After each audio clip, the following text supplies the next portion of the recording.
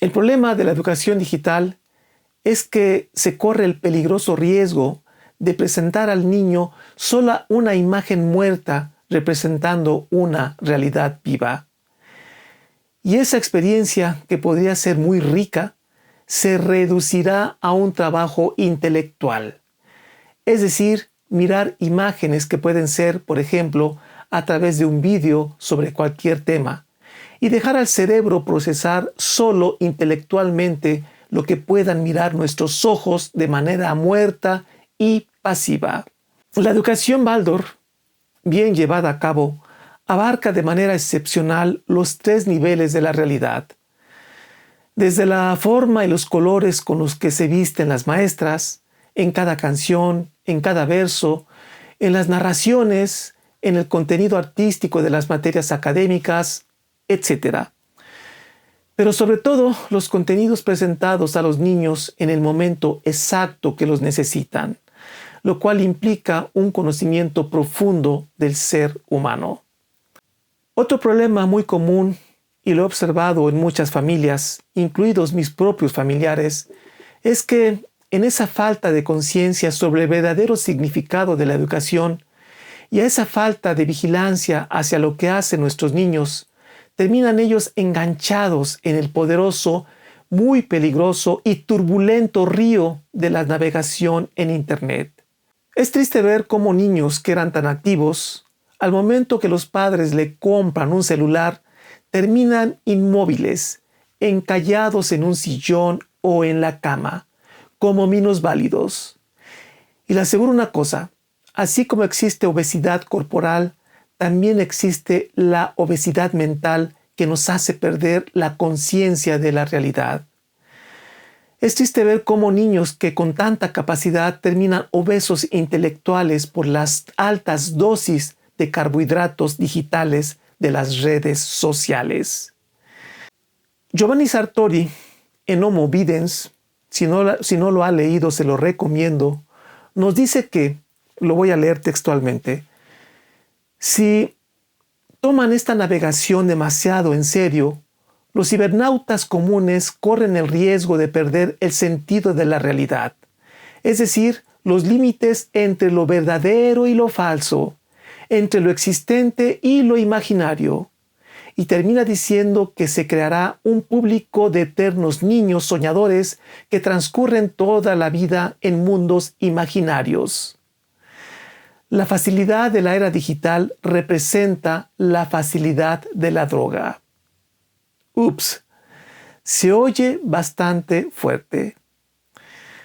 Dice Pierre Lauren, un ex ingeniero informático que trabajó en Microsoft e Intel en Silicon Valley, que anteriormente el negocio de estas compañías era vender el aparato.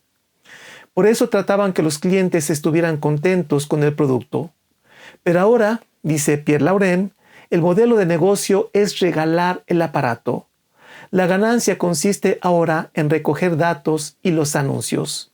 Es por esto que lo que se busca es provocar que el usuario pase el mayor tiempo posible frente a la pantalla. En otras palabras, el objetivo es hacer adictos. Adictos. Escuchó bien.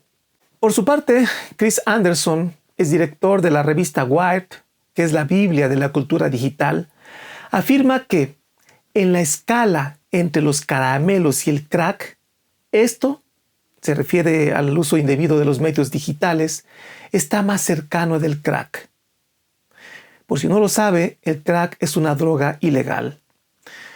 Nos dice también que estas tecnologías van directamente a los centros de placer del cerebro en desarrollo. Imagínense el daño que se le está haciendo al niño. Todo esto se está haciendo de manera consciente, no es casual. Si como padres desconocemos esto, es una irresponsabilidad a la hora de educar a nuestros niños. Los altos funcionarios y directivos de Silicon Valley saben bien lo que hay detrás de estas tecnologías. Bill Gates mantuvo alejado a sus hijos de los ordenadores o celulares. De hecho, sus hijos tuvieron un móvil hasta después de los 14 años. Steve Jobs, creador de Apple, igualmente limitaba el uso de estas tecnologías a sus hijos. Recuerdo que un reportero de un conocido periódico, creo que fue del New York Times, entrevistó a uno de los directivos de Google en Silicon Valley, que tenía a su hijo en una escuela Waldorf. El reportero le cuestionó que si no le preocupaba que su hijo se descontextualizara por no usar estos medios tan populares y que se retrasara en el conocimiento sobre su uso. Entonces el directivo le respondió, le dijo, mire, la tecnología que nosotros creamos está diseñada para tontos. Esto lo dejo sin comentarios. Con estas experiencias nos queda claro dos cosas. La primera, si alguien sabe sobre tecnologías de comunicación, son los señores de Silicon Valley. Y la segunda, un porcentaje muy alto de estos funcionarios evita el uso de estos aparatos por sus hijos al menos hasta los 14 años. O sea que todo preescolar, primaria y secundaria. Saben lo que hay detrás de estos aparatos y no quieren que sus hijos sean víctimas de lo que ellos mismos diseñan. Creo que estos señores de Silicon Valley nos están dando un mensaje muy importante. Si no lo distinguimos es porque de plano no queremos saber, no queremos quitarnos esa venda que tenemos al frente. Bien, pero como lo dije al inicio, ¿educar para qué? Según su respuesta, será el tipo de educación que usted deberá elegir. No es poca cosa elegir qué educación le dará a su hijo. Pero deseo advertirle algo. El niño no podrá defenderse de una mala decisión. A veces solamente lo hará con llanto. Conocí una familia muy allegada a mí que tenía a su hijo pequeño en una escuela Waldorf. Pero desafortunadamente nunca lograron discernir el significado de esta pedagogía y entraron en conflicto con la escuela y con la propia pedagogía. Y sin más, sacaron a su hijo de la escuela. Cuando el niño creció, cuando se hizo adulto y comenzó a tener una conciencia más clara de las cosas, le reclamó a sus padres del por qué lo habían sacado de esa escuela, que, según sus propias palabras, había sido la experiencia más bella de toda su educación. Era demasiado tarde. Pues esta escena la he observado cientos de veces. Moraleja, usted tiene la patria potestad de su hijo. Su decisión es la que impera. Por lo tanto, si usted se equivoca con relación a la educación de su hijo, sus pecados valen por 2. Elegir un modelo educativo debe ser producto de la razón bien informada y no de impulsos viscerales o de conclusiones poco objetivas. Otro argumento recurrente de padres de familia es que afirman que no podemos quedarnos atrás, que las tecnologías digitales y los niños actuales pertenecen a la época moderna. En consecuencia, no podemos desvincularlos, que no podemos aislar al niño de estas realidades digitales porque ambas pertenecen a la modernidad. Esta deducción es un grave error. Como ya lo dije anteriormente, las computadoras son creaciones humanas y tendrán, no sé cuánto tiempo, digamos unos 50 años o poco más funcionando. Al ser nuestras creaciones, podremos cambiarlas a nuestro antojo. Por ejemplo, hacerlas más rápidas. Es por eso que el aparato que hoy compramos en pocos meses se vuelven obsoletos. Pero el ser humano no es una creación humana y no tiene 50 años sobre la Tierra. No se sabe con exactitud cuánto tiempo tiene el ser humano, pero existen evidencias del ser humano desde hace más o menos 1 millón de años. En esencia, el ser humano sigue siendo el mismo desde hace 1 millón de años. Y digo en esencia porque sabemos que existen procesos evolutivos, pero la esencia es la misma. Es por esto que las leyes que gobiernan la naturaleza humana en esencia son las mismas.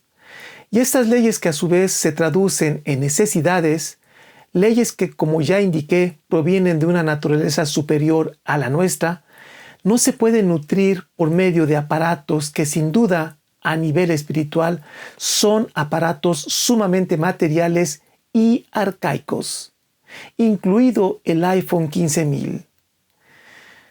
Debemos separar lo que es puramente humano, como nuestros smartphones, de lo que son creaciones divinas, como el mismo ser humano.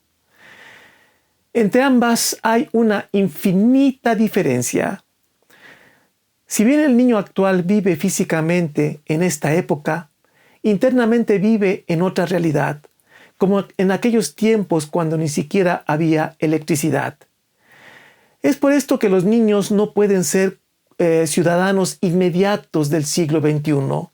No podemos ni debemos dejarles caer el mundo de un jalón. Involucrarlos prematuramente a los intelectualizantes aparatos digitales modernos, por ejemplo, a las redes sociales, implicaría saltarse experiencias previas indispensables para un sano desarrollo. Antes del iPhone, el niño debe saber tejer, cantar, tocar un instrumento, leer notas musicales, modelar barro, etc. Tan solo imagine una comunidad maya prehispánica echando el chisme con sus smartphones. Se hubieran perdido el proceso natural evolutivo propio del género humano.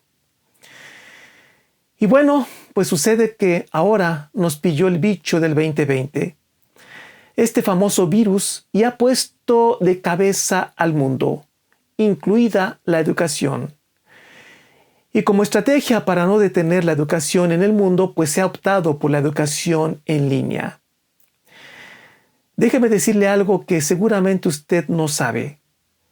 Las intenciones de hacer que la educación se haga cada vez más mediado por aparatos digitales viene desde hace muchos, pero muchos años. No crea que es por cuestión del bicho del 2020.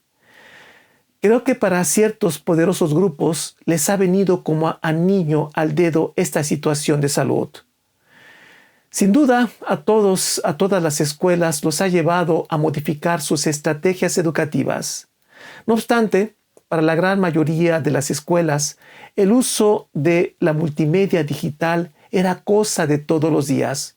Por ejemplo, el uso de tabletas desde preescolar ya se venía realizando.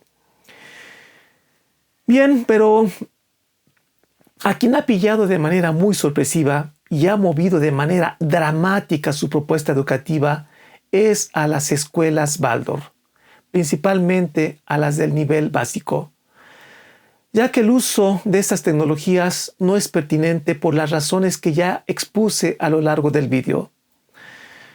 La pregunta es si la pedagogía Waldorf debe doblegarse ante lo que está ocurriendo en el mundo.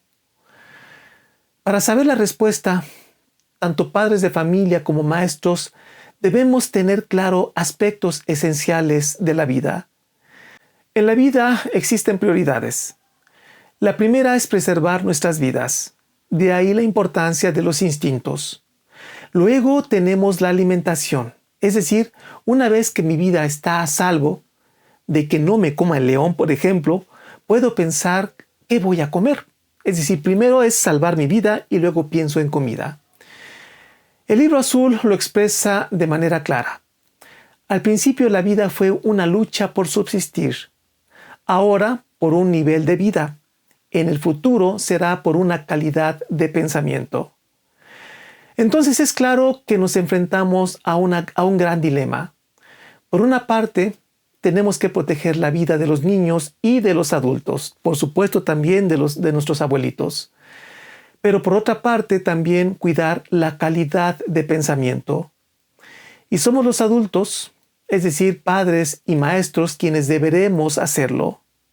En una sociedad muy elevada, cada niño con el cual nos topamos debería ser tratado como nuestros hijos.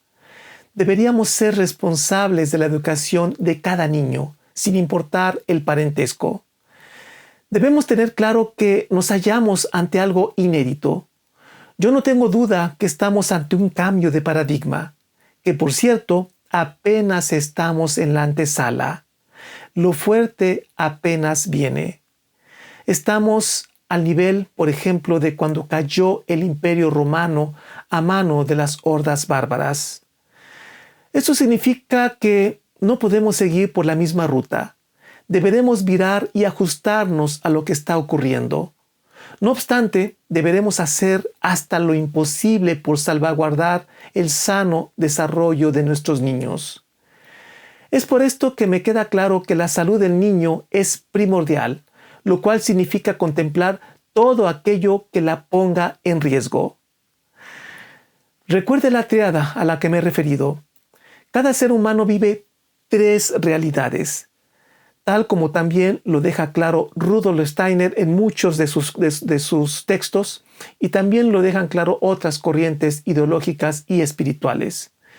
Tenemos una realidad material, 2, una realidad anímica, y 3, una realidad espiritual. El adulto debe cuidar estos 3 aspectos, no debe enfermar ninguna de ellas. Estas 3 partes del ser humano deben conservarse sanas, no solamente la física.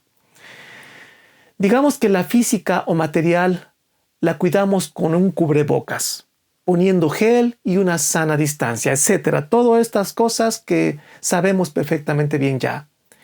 Pero la pregunta es, ¿cómo vamos a proteger la salud anímica? ¿Cómo vamos a proteger la salud espiritual? ¿Habrá un cubrebocas anímico? ¿Realmente estaremos cuidando todos estos aspectos? Pues yo sospecho que no, y son tan importantes como la primera. ¿Qué debemos hacer entonces? Sin duda, proteger las 3. Creo que es parte de nuestra obligación moral como adultos dentro de una sociedad. Así como los genios de Silicon Valley protegen a sus hijos de los daños que provocan a su salud por el uso de los medios electrónicos digitales de manera prematura, de igual manera habremos de proteger el sano desarrollo de su cuerpo, de su alma y de su espíritu. ¿Qué significa esto para fines prácticos? Pues que entre padres y maestros deberemos trabajar en equipo. Que intereses personales y materiales o económicos no estén por encima de la salud del niño. Creo que es inevitable. Todos debemos hacer cambios en nuestra vida personal y familiar, así como las instituciones tendrán también que modificar su forma de trabajar. Sin embargo, estos cambios deberán afectar lo menos posible a los niños. Si el lugar más seguro ahora para los niños es el hogar, los padres tendrán que redoblar esfuerzos y los maestros modificar sus prácticas educativas para que juntos hagamos de la experiencia educativa del niño digna de su naturaleza humana. Que la economía y hasta la pereza humana adulta o intereses egoístas de maestros o padres de familia no afecten al niño. Sería imposible que cada maestro fuera a dar clases a cada niño por separado en sus hogares.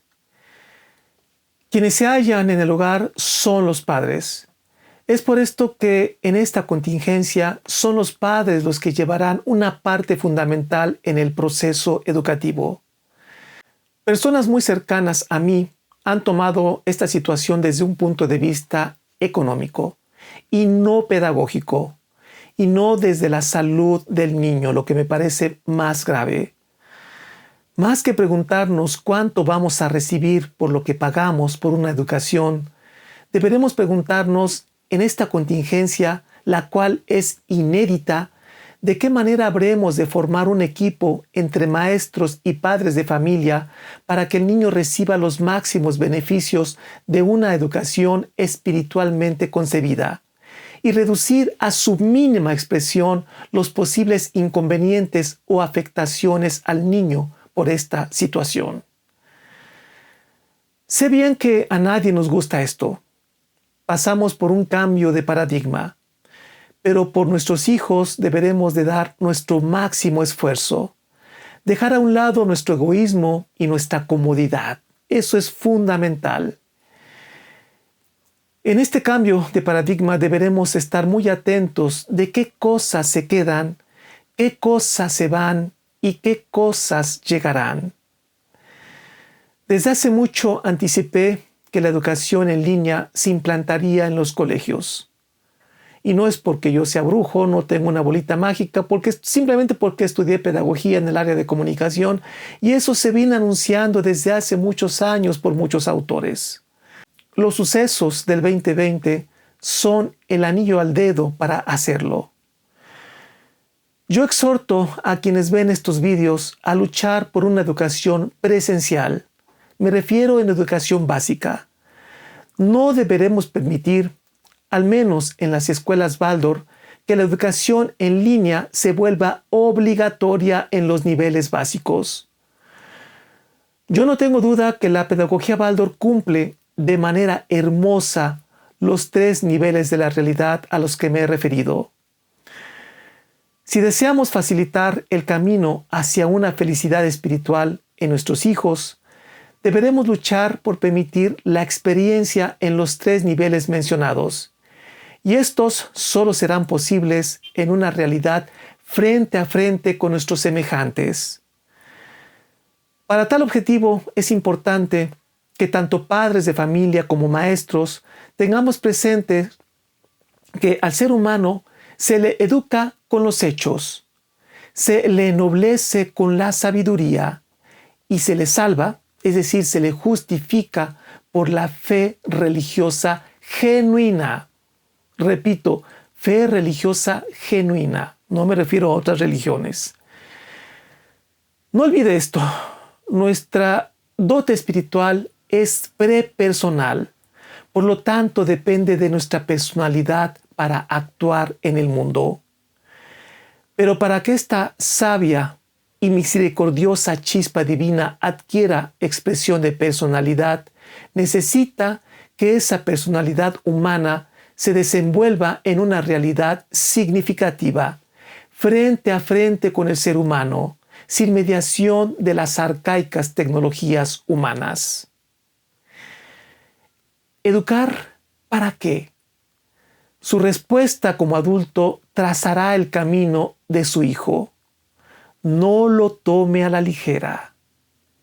Recuerde, en educación de sus hijos, sus pecados valen por 2. Soy el profesor Javier Posada, y que la luz de la verdad ilumine su camino. Hasta la próxima.